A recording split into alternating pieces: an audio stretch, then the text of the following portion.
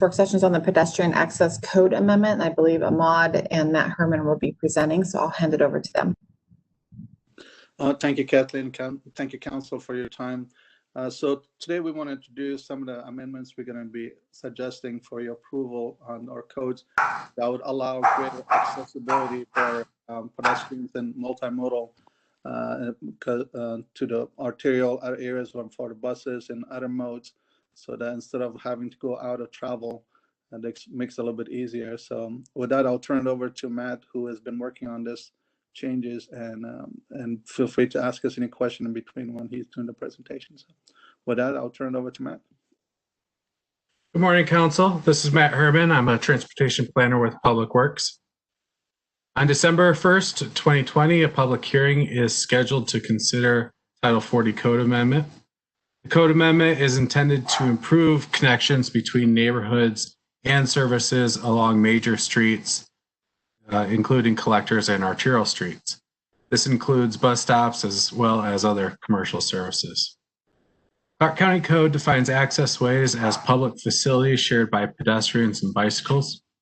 Proposed code amendment recommends changes to the pedestrian circulation code, which is 40.350.015, and the single family zoning districts, 40.220.010. In the following slides, I will cover these topics and then take questions from the council. Next slide. So when we talk about pedestrian accessways, we're talking about a 10-foot wide pathway that connects a subdivision to adjacent street that the subdivision currently does not have street access to. These accessways exist sporadically across unincorporated Clark County. The reason why you do not see them more frequently is because there is no defined criteria in the Clark County Code to require them.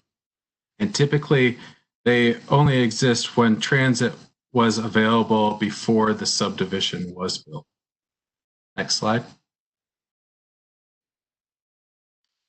Currently, Clark County Code section 4350.015 subsection E states, quote, "The review authority may require an off-street accessway to be constructed to provide direct routes for pedestrians and bicycles not otherwise enforced when transit routes are, not otherwise provided by the street system to mitigate the impact of development," unquote.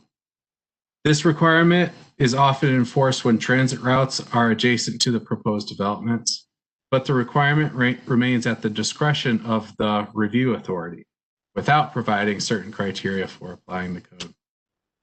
In most circumstances, the neighborhood is developed before transit is present and commercial services are available. Direct street access from residential developments to collectors and arterial streets is not allowed. Therefore, the pedestrian has to travel out of direction in order to access transit or commercial services. The proposed code attempts to resolve those out of direction travel for the pedestrian. The proposed code requires pedestrian accessways to be provided when certain criteria is met, including 1, frontage, access, or abutting a collector or arterial classified roadway.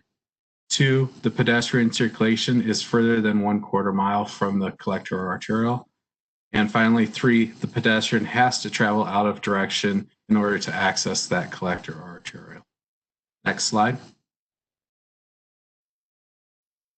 The proposed code also stresses that ramps, which are compatible with ADA standards, are encouraged. But stairs can be provided only when the site has physical topographic constraints that cannot be mitigated.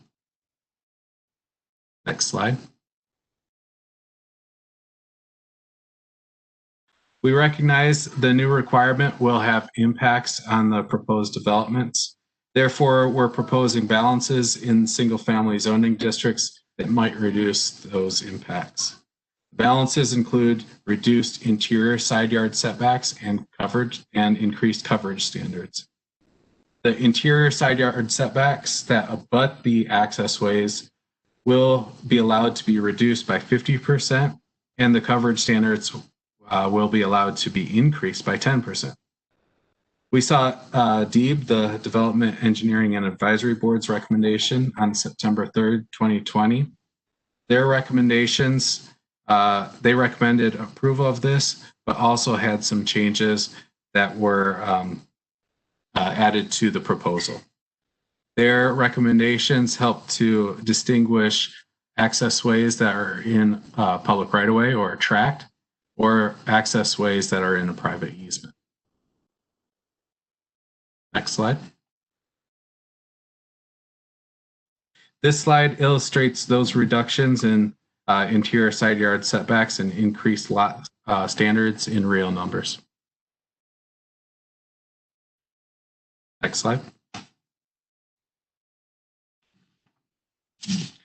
The proposed code implements the Commission on Aging's recommendation when transportation was their focus in 2018. These recommendations from the Commission on Aging were directed to the County Council.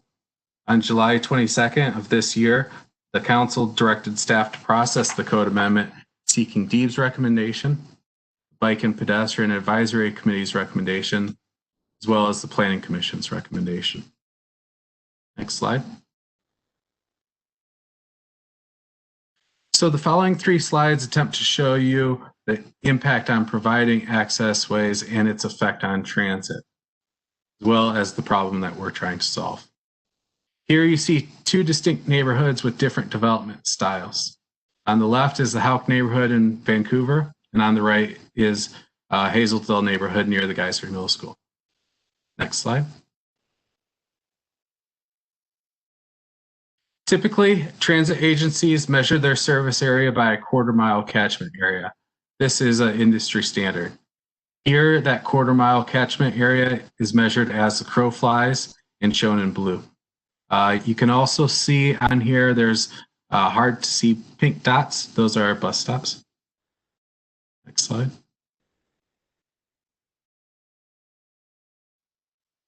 However, that quarter-mile catchment area is not within a quarter-mile walking distance to the nearest bus stop.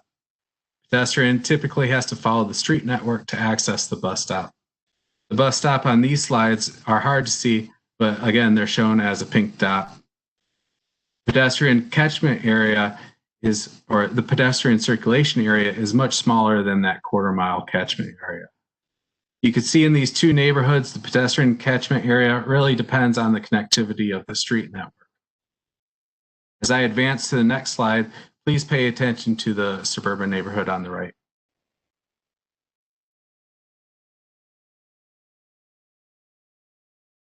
This suburban neighborhood was developed with an accessway. On the left, it's shown as a bolded black line. And it connects Northeast 27th Court to Northeast 99th Street. This accessway significantly increases the pedestrian catchment area to transit, which is now shown as the hatch pink area. That accessway significantly increases the ability for lots to access and walk 1/4 mile to the existing bus stop. Next slide. This map here shows Northeast 99th Street, east of SR 503, or otherwise known as Northeast 117th Avenue. This neighborhood was developed prior to transit becoming available. As you can see, there are lots near the intersection of Northeast 99th Street and Northeast 130th Avenue, which is directly in the middle of that map. There are some lots on this, shown on this map, that can see the bus stop from their rear window, but have to travel further than 1/4 mile to get to that same bus stop that they can see. Next slide.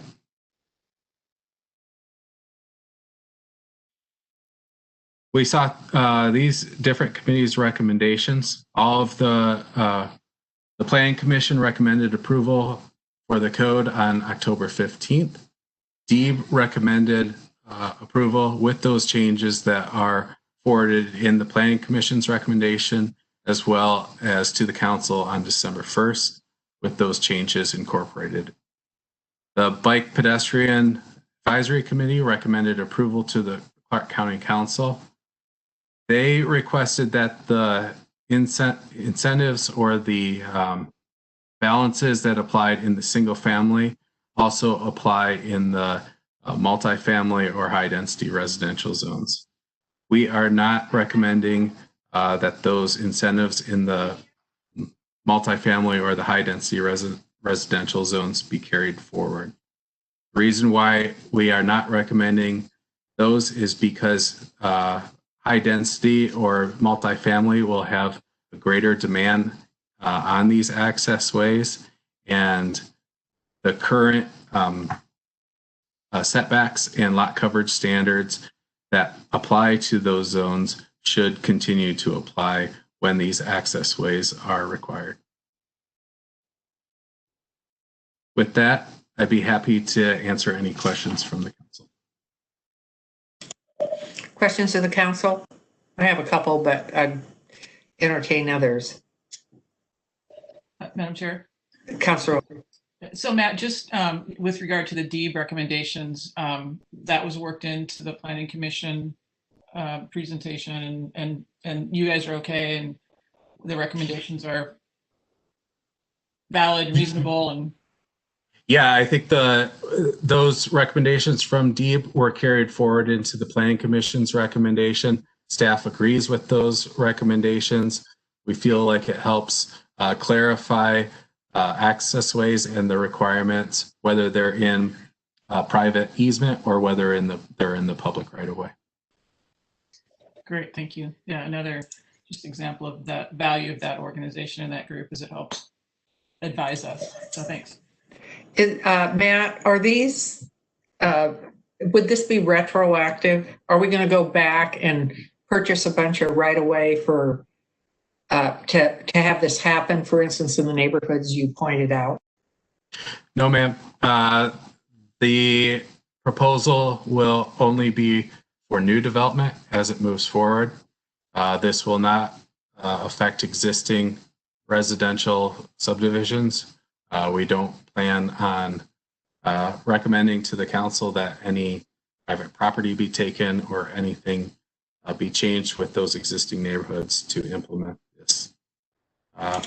And okay, and then I would ask, in Deeb's discussion, which you probably were aware of, did they discuss, you know, if the setbacks are going to be the same and these easements are required, what does that do to the development process and the number of homes, for instance, that can be put on a specific place? Is that going to do two things: raise the cost of the land, because you're going to have to now accommodate for this kind of an easement through a subdivision that would ordinarily not have something like that?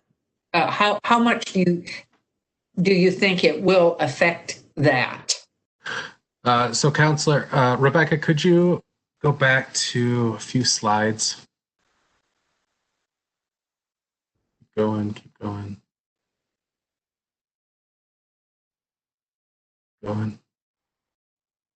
This one here.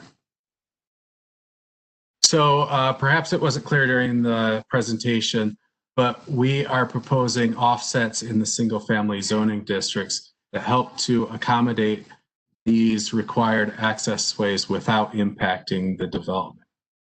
The way that we're proposing on accommodating those is to have these reduced side yard setbacks when a lot abuts an access way so that it can be accommodated. As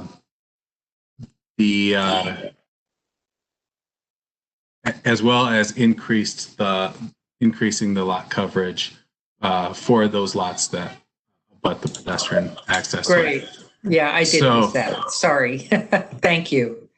That helps. Go ahead. Finish your thought, though. No, that's it. The recommended, I guess, incentives or balances that we're proposing in this help to accommodate those access ways without impacting the level of density that can be built in a typical subdivision. Madam Chair. Okay, just one more question, if I could, Councilman Medved. The other question I had that kind of came to my mind as we were looking at this, do we know, and I sit on the C-Tran board, but I'm wondering, do we know kind of the transit usage in some of these areas? Is it, I guess maybe it would be more if we made these easements, but I'm just wondering if we're really doing something that is in a spot where it's necessary. So do we have any idea of that, and did that come into play? We don't have real numbers. We do have theoretical ideas on how this can increase transit. Not only does it increase transit for those that currently are living, but it helps neighborhoods for aging in place. As folks continue to age, their ability to drive might not be as great as it once was, and therefore they might be more reliant on transit than they previously have been. Yeah, I would absolutely agree with that. And it should, I think it would be a good implementation, especially for things like the cottage homes that were, that we implemented a while ago, that kind of thing too. Agreed. So, Councilman Medvedev? And this relates to your comment, Chair. So I think this is a new standard that makes a lot of sense, and I think you depicted it very well with those overhead diagrams.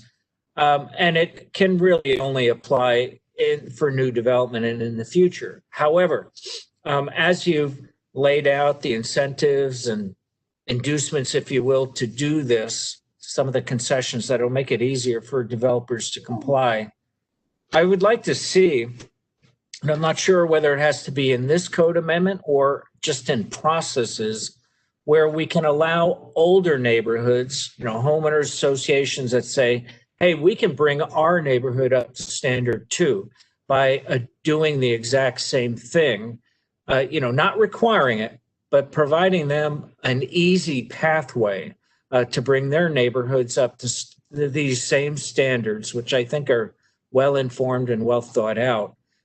What would be the best way to accommodate that? Thank you, Councilor. Thank you for that point.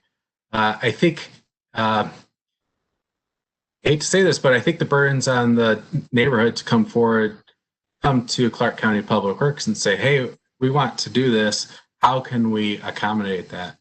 And I think it begins with a discussion between the neighborhood and Public Works and real properties for either accepting that as right away or whether it be in a private easement. But perhaps there's, go ahead, Ahmad. Yeah, actually, thank you, Councilor, for that point. I think that one of the things that we could add as part of our neighborhood traffic management program. This is something that we're going to be evaluating as part of 2021 projects that we're going to be embarking on.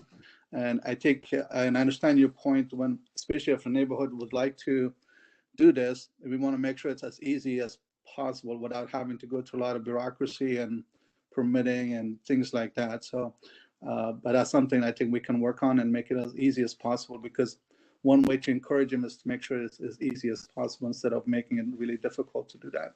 So I think we like to add that as part of our neighborhood traffic management and things like that. And we'll bring that back to you as part of our workshops and see what are things that we can do with that. So, Super. Thank you. Councilman Medvedev, yeah, go ahead. This is Rob. Are you suggesting that this would be something that the neighborhood could volunteer to pay for the construction, or they would be interested in having the county build it as a capital type of project, or is it open to consideration? No, I think just as was stated by Ahmad, I want to clear the bureaucracy out of their way, not for us to incur capital costs, but if they see it as something viable for their neighborhood and they have the wherewithal through either their association funds or bonding or loans, that they take it on themselves. But we basically make a ready path so they can easily do it without incurring a lot of delays and costs in permitting. Makes sense. Okay, thank you.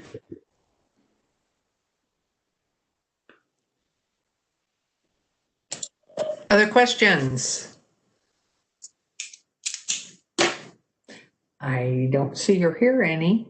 So, Madam Chair. Oh, I'm sorry. Councilor Blum. So thinking about what Councilor Medved was talking about and maybe some ideas to look at that, I mean, doing that would probably involve things like a plat alteration to add that to the plat. So if there was a way to streamline some of those administrative processes, I think those would be some of the barriers that we could look at for how to allow neighborhoods to retrofit if they wanted to, and if the impacted property owners were willing to, you know, have that constructed. So looking at what it would actually take and then finding ways to streamline that for neighborhoods might be a good follow-up step to this. Thank you.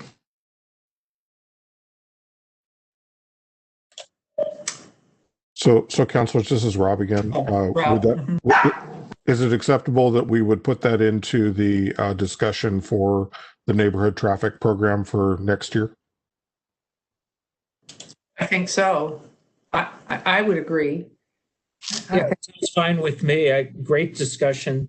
Thanks for that additional comment, John. I think this just all makes sense for the benefit of public transportation and ease of the neighborhoods, both old and new.